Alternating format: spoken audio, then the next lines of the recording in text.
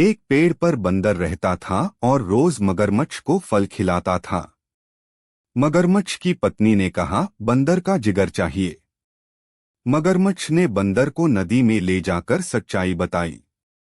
बंदर बोला, अरे जिगर तो पेड़ पर भूल आया हूं। मगरमच्छ उसे वापस किनारे ले आया।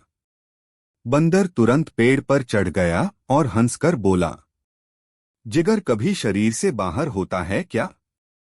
लालच बुरी बात है।